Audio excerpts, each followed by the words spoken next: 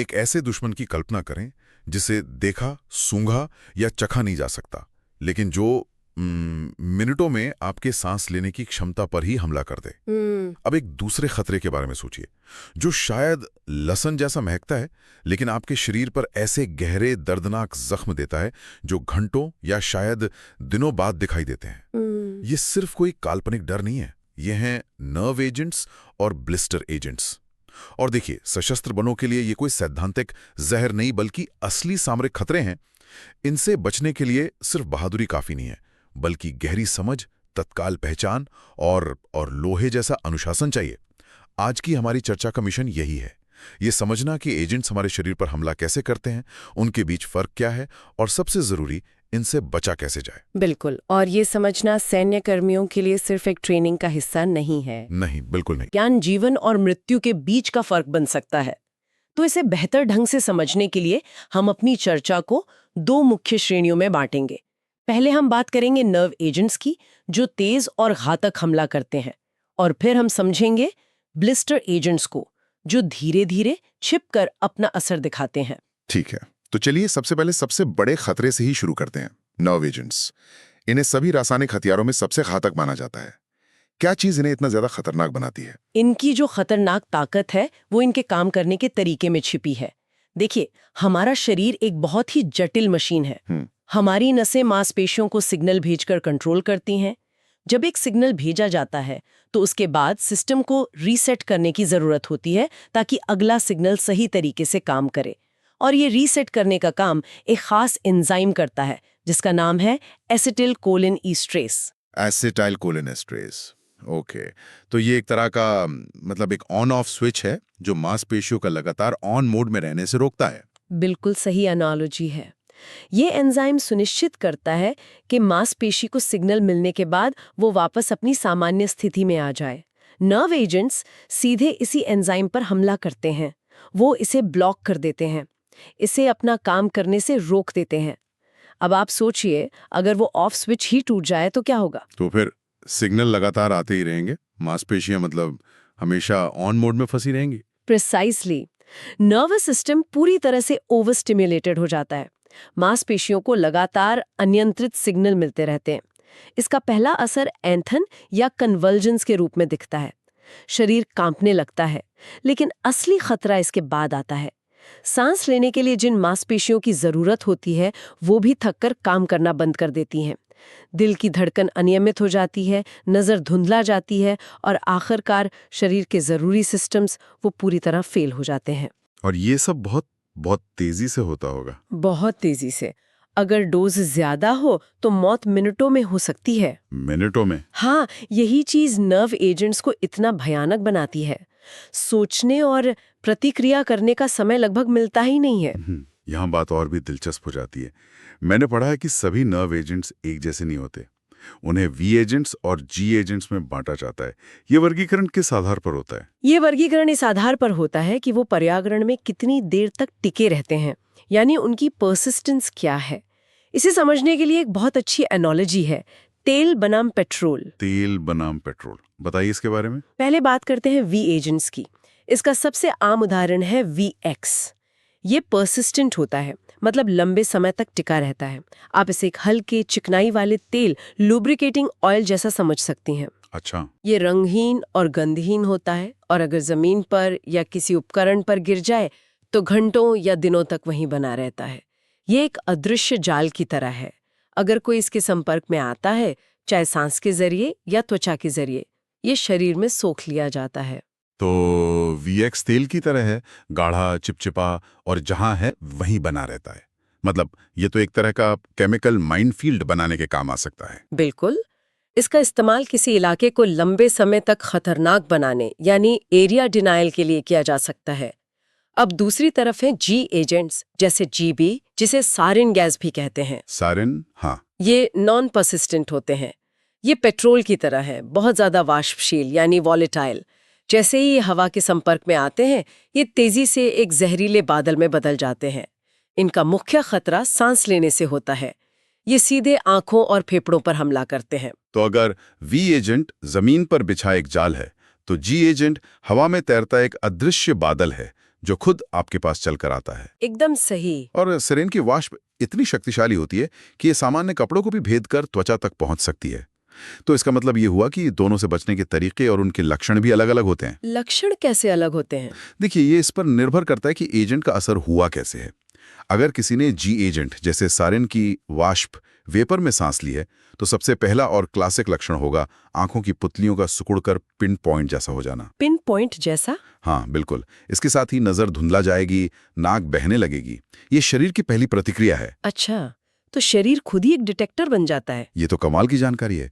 और अगर त्वचा के संपर्क में आए, जैसे वीएक्स के मामले में? अगर वी एजेंट त्वचा के संपर्क में आता है तो शुरुआती लक्षण अलग होंगे। त्वचा पर जहां संपर्क हुआ है वहां पसीना आएगा, मांसपेशियों में फड़फड़ाहट होगी और इसके बाद मतली और उल्टी जैसे लक्षण दिखेंगे। अगर कोई कार्रवाई नहीं की जाती तो दोनों ही मामलों में अंतिम चरण वही है, कन्वल्जन्स, पैरालिसिस और मौत। ये सोचना ही कितना मुश्किल है कि इन खतरों के बीच दिमाग को शांत रखकर प्रोटोकॉल फॉलो करना पड़ता है। बिल्कुल। अगर इन्हें इंद्रियों से पहचानना लगभग नामुमकिन है तो फिर इनसे बचने का तरीका क्या है? देखिए, सच्चाई ये है कि अक्सर आपके साथी में दिखने वाला पहला लक्षण ही आपके लिए एकमात्र चेतावनी है। इसीलिए ट्रेनिंग और अनुशासन सबसे जरूरी है।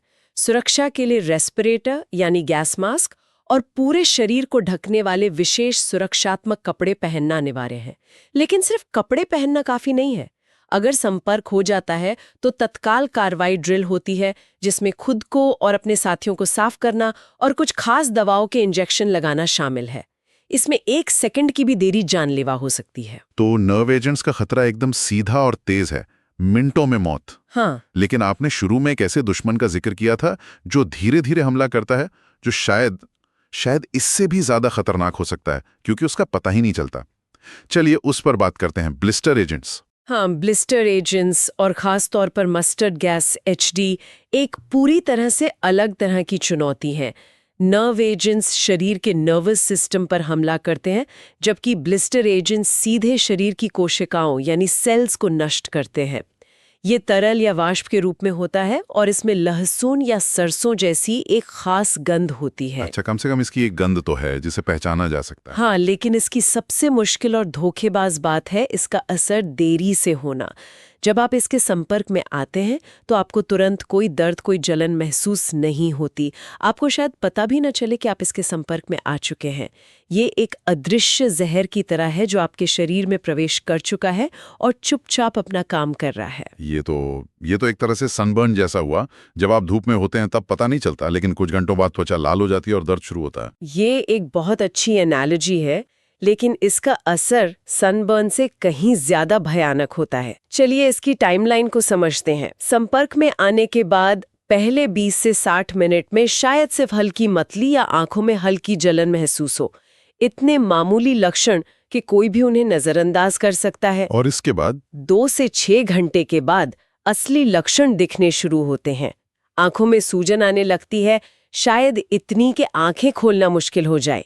गले में खराश होती है, आवाज बैठ जाती है और चेहरे और गर्दन की त्वचा लाल पड़ने लगती है। लेकिन तबाही का असली मंजर 24 घंटे के बाद सामने आता है। 24 घंटे? इतना लंबा समय? हाँ, और इसी समय छाले यानी ब्लिस्टर्स बनने लगते हैं। ये छाले खास तौर पर शरीर के नम और संवेदनशील हिस्सों में बनते हैं, जैसे बगल में, जांघों के अंदरूनी हिस्सों में। ये छाले तेजी से बड़े होते हैं और पीले तरल से भर जाते हैं। ये बेहद दर्दनाक होते हैं और 48 घंटों तक स्थिति और भी बिगड़ जाती है। सूजन बढ़ जाती है, फेफड़ों में संक्रमण से ब्रोंकाइटिस हो सकता है और शरीर का तापमान बढ़ जाता है। ये सिर्फ एक मेडिकल समस्या नहीं है ना? ये एक टैक्टिकल नाइटमेयर है। इसका मतलब तो ये है कि एक सैनिक अनजाने में दूषित कंटामिनेटेड इलाके से गुजर सकता है और जब तक पहली टुकड़ी में लक्षण दिखने शुरू हों तब तक तो पूरी बटालियन उस खतरे की चपेट में आ चुकी होगी। आपने बिल्कुल सही समझा। यही मस्टर्ड गैस को इतना खतरनाक बनाता है। यह दुश्मन की लड़ने की क्षमता को धीरे धीरे लेकिन निश्चित रूप से खत्म कर देता है। एक सैनिक जो ठीक महसूस कर रहा है वो 24 घंटे बाद बिस्तर पर पड़ा हो सकता है। यह सिर्फ शारीरिक नहीं बल्कि मनोवैज्ञानिक रूप से भी तोड़ देने वाला हथियार है। तो ऐसी चीज से कैसे बचा जाए जिसके संपर्क में आने का शायद तुरंत पता भी ना चले? इसके लिए सुरक्षा उपाय क्या हैं? यहाँ भी सुरक्षा उपकरण ही पहली रक्षा पंक्ति है। एक रेस्पिरेटर आंखों और फेफड़ों को 100% सुरक्षा देता है, लेकिन क्योंकि यह त्वचा पर भी असर करता है, इसलिए पूरे शरीर का सुरक्षात्मक सूट पहनना जरूरी है। अगर तरल त्वचा पर लग जाए तो फौरन डिकंटामिनेशन ड्रेन करना बेहद जरूरी है। मस्टर्ड गैस भी पर्सिस्टेंट होती है, ये अपने आप गायब नहीं होती। इसे उपकरणों या जमीन पर से हटाने के लिए ब्लीचिंग पाउडर जैसी चीजों का इस्तेमाल करके निष्क्रिय करना पड़ता है। तो इसका मतलब नर्व एजेंट्स के खतरे के लिए आपको अभी तैयार रहना है, जबकि ब्लिस्टर एजेंट्स के खतरे के लिए आपको अगले 48 घंटों के लिए तैयार रहना है। दोनों के लिए दिमागी तैयारी बिल्कुल अलग है। बिल्कुल। एक में आपको अपनी तत्काल प्रतिक्रिया की गति पर भरोसा करना होता है, दूसरे में आपको अपने अनुशासन, प्रक्रियाओं और धैर्य पर। दोनों ही दुश्मन अदृश्य हैं, लेकिन उनके हमले का तरीका जमीन आसमान का फर्क रखता है। चलिए इस पूरी चर्चा के मुख्य बिंदुओं को एक बार फिर से समझते हैं, ताकि श्रोताओं के दिमाग में अच्छी तरह बैठ जाए। सबसे पहले नर्व एजेंट्स, ये सबसे तेज और घातक हैं। ये शरीर के ऑफ स्विच यानी एसिटाइल कोलिनेस्ट्रीज एंजाइम को बंद कर देते हैं, जिससे मांसपेशियों का कंट्रोल खत्म हो जाता है और लकवा हो जाता है। और इनमें दो मुख्य प्रकार हैं। वी एजेंट्स जैसे VX, जो तेल की तरह गाढ़े और परसिस्टेंट होते हैं। इनका मुख्य खतरा जमीन पर या सतहों पर होता है, यानी त्वचा के संपर्क से। और दूसरे हैं G एजेंट्स जैसे सैरिन, जो पेट्रोल की तरह वाष्पशील या वॉलेटाइल होते हैं और हवा में एक जहरीला बादल बनाते हैं, जिनसे सांस लेने का खतरा होता है। और एक बहुत जरूरी संकेत, आंखों की पुतलियों का पिन पॉइंट की तरह सिकुड़ जाना। ये नर्व एजेंट के वाष्प में सांस लेने का एक क्लासिक प्रारंभिक संकेत है। दूसरी तरफ हैं ब्लिस्टर एजेंट्स जैसे मस्टर्ड गैस। इनसे लहसुन जैसी गंध आती है, लेकिन इनका असर वो देरी से होता है। पूरा नुकसान 24 से 48 घंटों के बाद ही दिखाई देता है, जब दर्दनाक छाले बनने लगते हैं। और दोनों ही मामलों में जीवित रहने की कुंजी है सही सुरक्षात्मक उपकरण जैसे मास्क और सूट, और तत्काल परिशोधन यानी डिकंटामिनेशन ड्रिल का अनुशासन। बिना ट्रेनिंग और तैयारी के इन अदृश्य दुश्मनों से बचना लगभग नामुमकिन है। ये सारी जानकारी एक बहुत महत्वपूर्ण सवाल उठाती है। इसे एक परिदृश्य के तौर पर सोचें। बिल्कुल। सोचिए, अगर आपकी यूनिट के किसी सदस्य को अचानक धुंधला दिखाई देने की शिकायत हो और आप देखें कि उसकी पुतलियां पिन पॉइंट जितनी छोटी हो गई हैं, लेकिन उसकी त्वचा पर कोई जलन या लालिमा नहीं है और उसे सांस लेने में तकलीफ हो रही है, तो इन लक्षणों के आधार पर सशस्त्र बलों को तुरंत किस एक प्रकार के रासायनिक हमले के लिए तैयार रहना चाहिए और उनकी पहली प्राथमिकता क्या होनी चाहिए, G एजेंट का हमला या V एजेंट का।